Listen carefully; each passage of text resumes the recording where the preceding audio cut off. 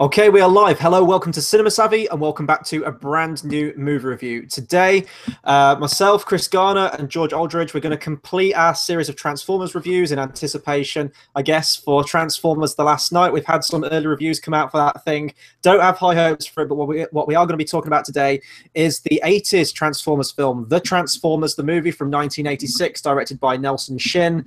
I've watched this film many, many times as a kid growing up. I talked about that yesterday. I went around my uncle's. He had it on VHS, watched it loads before I'd even seen the TV series. Then I kind of got into the TV series after the second Michael Bay Transformers film. This was your first time watching this movie today, and I guess, was it like your first time in general watching the animated series in some way, shape, or form? Officially, yes. I guess you're a witness this. There was a Transformers game that was on PS4. Devastation, I think it's called. Which was the G1 Transformers, and that was free on PS Plus. And I mean, we played that for a shit ton of time. I think when HV the next day, I said to you, I was like, I'm going to buy these films. I'm going to buy the TV show. I'm going to do it. I'm going to watch it. And I didn't. And you're like, no, I don't think you'll like it. I was like, no, if it's anything like this amazing PS4 game, then no, I'm going to love it. And anyway, I was actually excited to watch the Transformers movie because it's got the hype. It's one of the films I've wanted to watch, but I hadn't got round to. I like the Michael Bay Transformers. I thought, okay, this thing is apparently God's gift. So if I like the Michael Bay ones, I'm going to love this. And I mean, it takes watching. He bared witness, as did Tom to a degree, as did you, to maybe, I guess, a shitstorm of abuse that I put on Facebook chat. That I feel when people like you, not like that. When people like you go slagging, that sounds so nasty. When everyone comes out all guns blazing on Michael Bay, this is filth, this is trash, this is shit. And I literally sat there like, wait, these are the people that like this film? Like, I don't know what planet I was on. I genuinely thought this was going to be like a Tron type film or just some classic animated film I hadn't got around seeing. But my gosh, this was terrible. That's my initial thought. And it will be an age thing. This will be completely why I'll say it from the get-go. It's always the case with animated films. E.T. is not animated, but I didn't like E.T. because I watched it when I was like 18, 19, not because I was 8. But I hated this. Just off the bat, quickly, I'm going to just pass it over to you. Yeah, no, and I actually did have a suspicion that you might have this review coming out of it, because I watched this movie earlier today to prep for the review. I was going to kind of just jump on it because I remembered the film all the way through, but I thought I'd give it another shot now because it's been quite a few years since I last saw it. And I think watching it again, I did kind of watch it with, you know, eyes from like 2017, and I did think that, yeah, maybe if you take this thing out of context, it really kind of doesn't hold up on its own merit. But it is an age thing, it is a nostalgia thing. I know that now after watching it again. As I said, watching this, I watched this more than the TV show or anything growing up. I mean, this is where I first found out about Optimus Prime and all the characters like that, although they're really not in the movie all that much. And I should say as well, we don't have a plan for this review, so this is going to be all completely off the cuff. It's going to be completely spoiler filled, so if you haven't seen the 80s Transformers film, it's going to be awkward, like whether we recommend this thing, because I recommend it, but if you've never seen the animated series or you don't really know much about it, then I think it can be a little hard to get into. Because my parents were actually walking around earlier, like as I was watching this thing, they did the whole kind of thing they did, I'm guessing as a kid when I was watching some dumb TV, they like walk in, take one look at the screen, like, what the fuck are you watching, kind of roll their eyes and just like walk out. That happened today. So it's a complete product of its time. Absolutely. This is just an 80s movie through and through. But I do think it's, as a film, as a functioning film, as a Transformers film on its own, because it is bridging the gap between season 2 of the show and season 3 of the show, and it's setting up for that, it really doesn't kind of hold your hand going into it. It throws you straight into it. If you don't know who these characters are, tough shit, because it's not going to explain who they are. And I think that could be disconnecting for quite a lot of people, especially newcomers. Yeah, so obviously my advantage is that I've seen the Michael Bay films. You know, there's 5 of them now. Well, I'm seeing the 5th one tomorrow. By the time we do news tomorrow, I'll have seen it, so I can give some quick chat on that. But obviously, I knew Optimus Prime, I knew Megatron, I knew Starscream, and as someone that hasn't seen them, I know a lot of the G1 looks, I guess you could say. It's quite easy to work out who's who, but just over the time, seeing stuff in shop, I've always picked up pieces of who's who and what's what. And yeah, there was a couple of characters. I think, I mean, you know the names, but I kept calling one of them knockoff Optimus Prime, who has an even Magnus. worse name. Yeah. There you go, Ultra Magnus, and he's basically Optimus Prime in reverse color palette of the blue's red, the red's blue. There was obviously Galvatron. I liked. Obviously, he wasn't Transformers, but everyone that knows anything about Transformers, I know a lot of the. It's not really an expanded universe, is it? I know a lot of the core names, I guess I could say. So there were some things I knew, Unicron, obviously, and watching this, it just wasn't what I hoped, and I didn't need the instruction because Transformers is simple. It's a fight for Cybertron. 1 minute it's Autobots winning, the Decepticons. They go straight into that. I've got no issue with that. That made sense for them to do that. Continue it like it's I see this like the Clone Wars film. For those that haven't seen the Clone Wars TV show, it's great, but they started off with the film, and it was basically 4 episodes put together, and this is what I felt like this was, where episode 1 finished with Optimus Prime dying. Episode 2 was them landing in the weird La La Land planet. Episode 3 was another fight, and episode 4 was the end. I guess you could say episode 2 finishes with Galvatron being born or something, but it felt like 4 episodes put together. And yeah, I can see that. I don't mind that, and I think I don't know. For my introduction to animated series, I think it's because it's something I wanted to watch. It's really put me off, but maybe if I'd have seen the animated series first, I might have liked it more. However, I don't think that I would, judging off how this went. And I guess just harping back to yesterday quickly, when I said that I not grew up with the Michael Bay films, but I have essentially, the last 10 years, they've been my Transformers. I can picture a lot of people my age who have never seen the animated go into that thinking, oh dear Lord, what's this? I'm not saying that Michael Bay films are great, but I said this to you on chat, and I'll say it outright that I think the Michael Bay films, now compared to this, get an even harsher rap of abuse. But I completely understand why with the childhood angle of people. Yeah. But I knew what was happening, but I just didn't have a clue what was happening. It felt like my criticism of this is like everyone's criticism of Michael Bay films, is that there's just so much things happening at once. Like, I knew who was who, but it was just like an absolute clusterfuck of what on earth was happening on screen. If I'm giving a fair review on this, watching it again, I mean, I love the film for what it is. It's charming, it's silly, it's dumb, it's a product of its time, as I said. But when I do watch this film, usually I always go back to the one scene of Optimus Prime taking on Megatron. That's got the most quotable dialogue, and I think animation-wise, that first bit of the film with the actual battle between the Autobots and the Decepticons is the strongest bit of the film. I usually kind of peter out and turn it off as soon as Unicron gives Megatron his new body and he becomes Galvatron. After that, I kind of peter out because, I mean, fair play to the studio, or well, I actually think it was Hasbro who told them which characters they wanted to kill off and which new characters they wanted to bring in. It was all done for a merchandise thing. They wanted to, get rid of the old characters, bring in new ones for all kids to go and see the film, go, oh, Dad, Mum, I want that toy, and they'll buy all the new toys. But it was kind of ballsy, them killing off all their main cast, even to the point where they kill off their main hero, Optimus Prime. Now, this was kind of where Transformers shot itself in the foot, because after this, it did come back for a season 3, and season 4 was only like a 3-episode arc, and that was it. That was your season 4.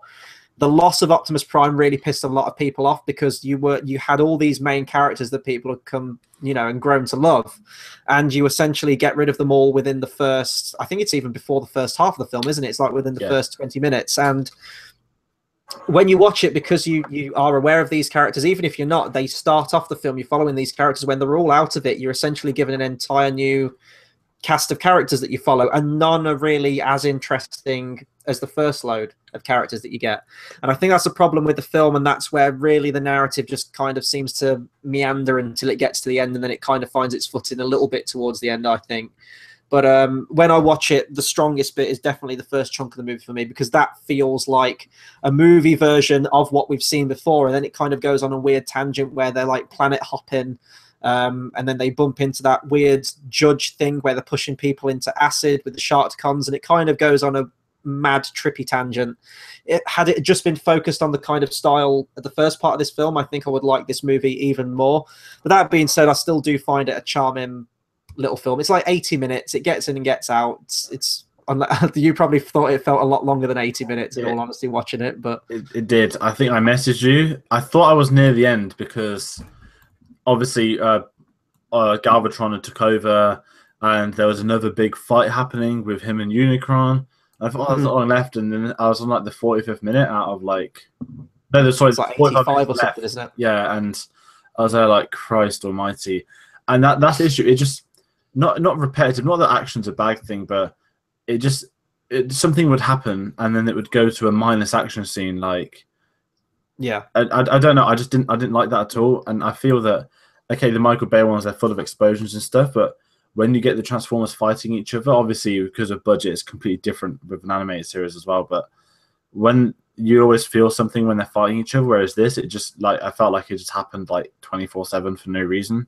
Whereas I would have liked a bit more story. I liked the Unicron Galvatron stuff. I like Galvatron, trying to take over him, stuff like that. Mm-hmm. That's the kind of thing that I'd want to see. But when there's some like weird Ugga Lugga language going on, I was just completely out of it. And I think I just started recording clips and sending it to Tate because he hasn't seen it either. Mm-hmm. And even he came in and said, confused. If it's going to be like this, I'd rather watch the Michael Bay films. Is it Bawa Greek? What is it? I can't remember it. You typed it. I will never speak it. Bar Weep Grana Weep Ninibong. I think that's the universal welcome to all. It's weird. It's strange. That whole bit with Eric Idle as well. I mean, I love Eric Idle. I love Monty Python. I love Eric Idle outside of Monty Python. Everything he's done, but his character's so weird. They like fall onto this trash planet, and then there's like these kind of scavenger things that talk through the TV. And we had like a massive argument about how random alien transformers can speak through human TV. It's never explained. It's all done for fun, and it plays the Dare to be Stupid Weird Al song. But you talked about the animation now. The animation, they were given so much more of a budget for this, and you can absolutely tell, because I do think the animation is quite spectacular in some scenes. It doesn't always compare in quality throughout. It kind of dips in and out, but especially the stuff at the start, I think is just fantastic, and especially the scene where Megatron gets his new body. I love the colors there and the kind of strobe effect they do on it. It almost looks like an anime. The style of it, I think they did have like a lot of Japanese animators on it as well. It almost looks like, oh God, what's the name of it? That main anime that Tate always wants us to watch. Akira, that's it. It looks a lot like Akira in style. The whole industrial kind of feel to it. So I really do like the animation in this. And the voice talents, I think the voice talents are solid. You've got Peter Cullen as Optimus Prime. You've got Frank Welker as Megatron. He does the voice of Soundwave and a few others. And then you do have some big names in there too. You have Leonard Nimoy as Galvatron, who I mentioned yesterday. That's the reason they got him to do the voice of Sentinel Prime in Dark of the Moon. You've got Judd Nelson in there as the character of Hot Rod, and then there's a bunch of other stars who were famous at the time as well. And Orson Welles, Tate's favorite Citizen Kane, is in this movie as the voice of Unicron. It was the last ever role he did. I think he died the year before this came out. Like, he recorded his stuff, died before this came out, and he said he had a fondness for animated films. He wanted to do it, but after he did it, he said, like, yeah, I showed up to the recording booth. I was playing such and such a character who wants to destroy the world and then fails. He really didn't give a shit. I think he was just turning it in. But Unicron as a character is awesome, and he's a character that I've wanted to see in Michael Bay's Transformers film since the second movie. Orson Welles' voice, although he was in failing health during the time of this film, it's still an imposing voice. He's still an intimidating character. And there's actually quite a lot of comparisons I've seen people draw with this film to Star Wars. You've got the whole planet destroying monstrosity they have to try and take down. You've even got lightsabers in the film. You notice the lightsaber sound effect in it at one point. There's a few other things as well that I think can compare Star Wars in it, but I love Unicron, for example, the antagonist. Was he the one that was like the old bearded thing at the end that got blown up? Yeah, he was a giant. Well, he was a giant planet thing, but he was a transformer as well. Yeah, were they inside of him during the fight? That's the other Star Wars thing. They have to go inside it to destroy it. Yeah, I was just so like out of it. I think, in all honesty, the best description was in the opening credits when I messaged you and said, like, I feel like I'm having a seizure watching this credit scene. That was like the first 2 minutes of the movie as well. Yeah, I was literally there, and crikey, and that was just the credits. That was just like a vortex thing, and then the actual film starts, and I genuinely feel, I'm going to keep saying it because this is true. This is how Transformers fans feel watching Michael Bay films, and critics, I guess, I can add that, and this is how I felt the Michael Bay fan watching them. And I genuinely believe it all comes down to the first ever time you watch a Transformers film. Not generation, but did you watch the films or did you watch animated first? And I think that's the key. And like I said yesterday, in 10 years' time, kids that have grown up with this will grow up and they'll hit a point where they realize, okay, the films aren't that good, but it was their childhood and they can't deny it like the prequels. Yeah, I mean, being a 90s kid, I mean, I grew up with a lot of 80s stuff as well, like this movie, but another film that Tate reviewed not too long ago was Space Jam. That's another example where I know it's not a good movie, but it still holds that special place in my heart. So it will always kind of be a good movie to me. What else was I going to talk about this movie? I was going to talk. So where I kind of hold this up against the Michael Bay films and where I kind of fall hard on Michael Bay's compared to this movie is that although this is silly, although it's dumb in a lot of aspects, although it's nonsensical in some aspects too, it's still focused on the Transformers. All the main characters, all the interaction is from the Transformers. There's 2 human characters in there, but they're really a small part in there. They kind of tag along with the Transformers, but the focus isn't on them. It's focused on at the beginning with Megatron and Optimus Prime during the Cybertronian War, and then after that, you've got Hot Rod, who's kind of the one rising up in the ranks to become the new Optimus Prime type figure and takes down Galvatron. That's the main crux of the story. With Unicron is on his way to destroy Cybertron, and they've got to destroy him too.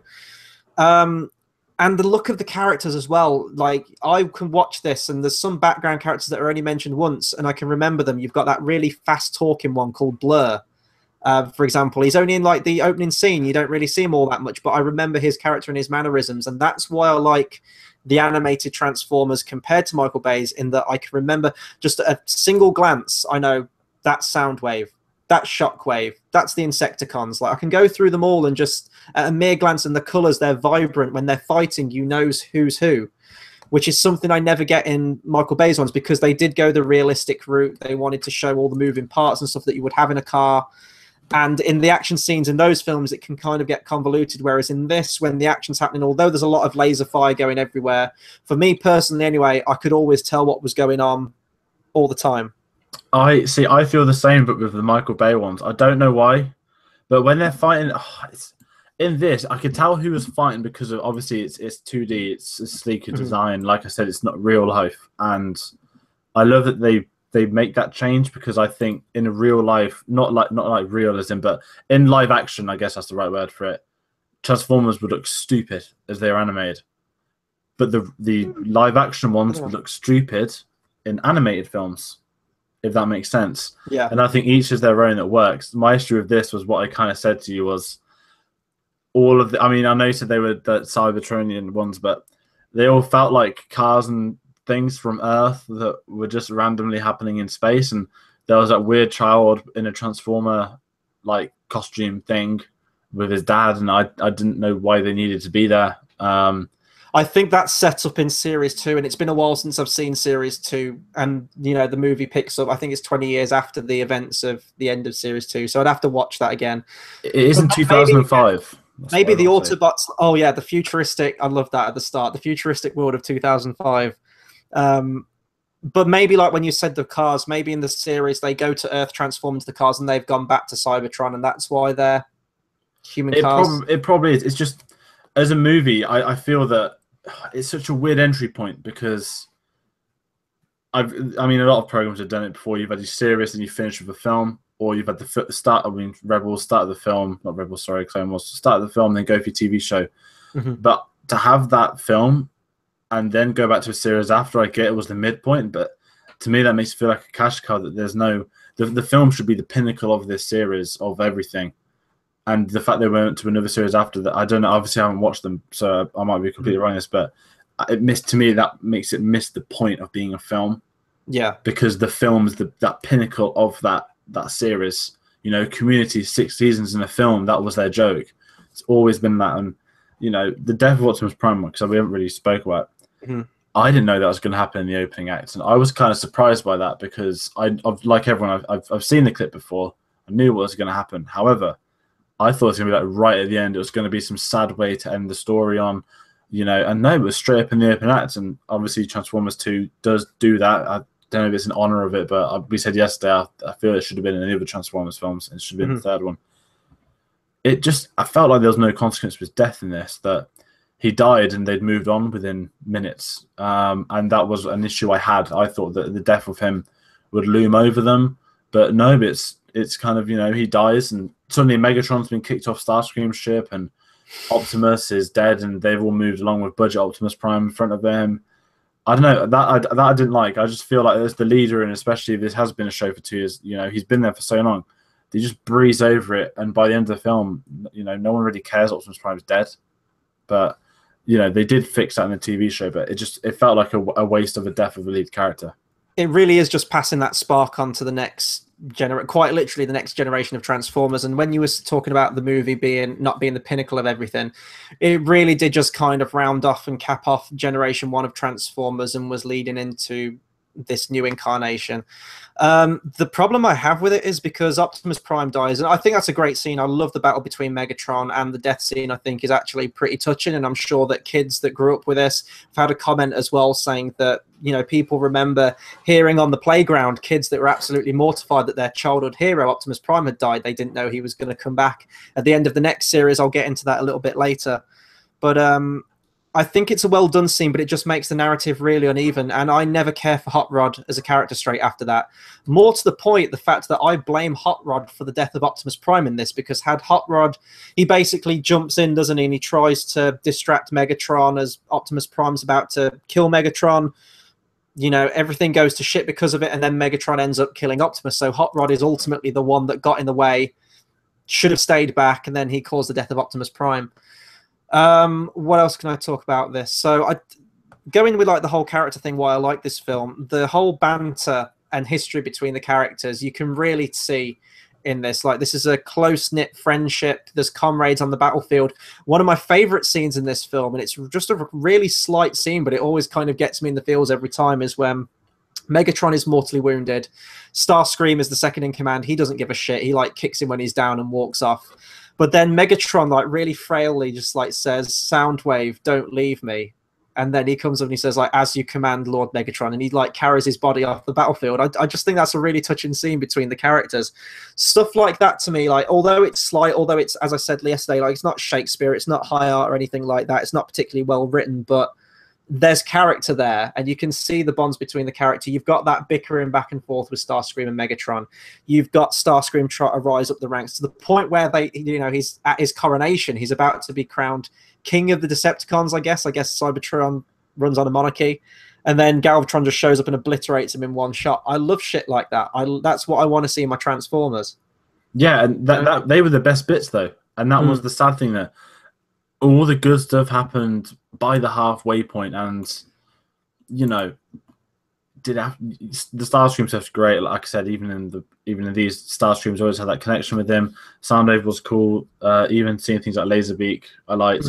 I felt that the Decepticons had a better story than the Autobots, because the Autobots, it just, I don't know, it just didn't feel right about them. That without Optimus Prime, they just felt not boring, because I said that so much yesterday about them, but there was no clear hierarchy, and you know, they were just dawdling on planets, whereas the Decepticons, you know, they'd come in, they'd shoot people, they'd leave, and you know, at the end of the day, they're just meant to fight you. But when you see a little boy take out 2 Decepticons because he runs one over, I was just there like, what on earth is going on here? But I also liked the whole Galvatron stuff with Unicron, where, you know, he's like, I will command you, and he tries to break it, and stuff like that. It was interesting, but that again comes down to that being a Decepticon storyline and the Autobots. It just, without Optimus Prime, you know, yes, he's the lead character, I don't like him, but this goes back to no consequence of his death, that it just didn't feel like it had any impact on the movie at all, that they were just trying to do a film about Optimus Prime. Almost like you said, if it was going to be the end of that generation, it's a failed test run for that next one, that no one could really stand out and, you know, have that grasp. Whereas Galvatron, he comes out, he stands out, and that's because he's still a badass. Do you know what I mean?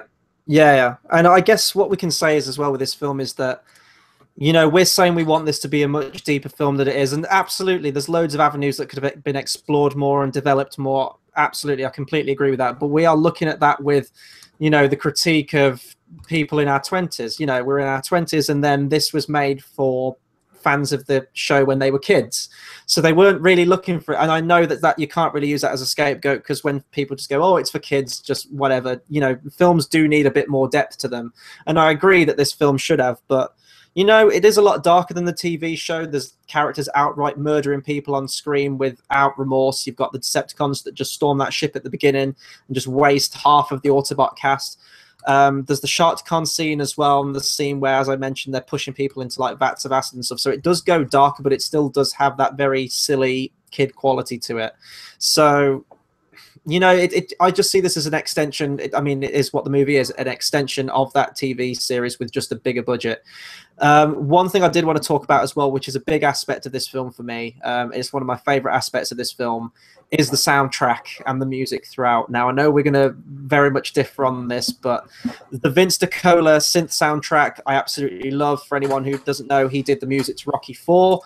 Even to the point where the soundtracks are almost identical. If you listen to the theme for Ivan Drago from Rocky IV and then listen to the soundtrack and the theme for Unicron, it's pretty much the same. And I think he did a lot of improvisation. I don't know if he had a busy schedule when he did the score, but you can see a lot of similarities between that score of Rocky IV and a lot of his other ones around that time too. But other than that, offset with the sweet 80s synth, you've got an absolute barrage of 80s metal. You've got songs like the Transformers theme by Lion, which was a band that never really made it all that big, but I thought were fantastic. And to me, the voice of Transformers himself, Stan Bush, who does 2 songs for the soundtrack with Dare and The Touch. The Touch is so iconic to this film. You've got the touch, you've got the power it plays twice throughout the movie, in the integral fights between Optimus Prime and Megatron and Galvatron and Rodimus Prime. This soundtrack is flawless. I have it on my iPod. I listen to it all the time. It's a great, like, hair metal, heavy metal soundtrack of the 80s. It's just complete product of its time, as I said.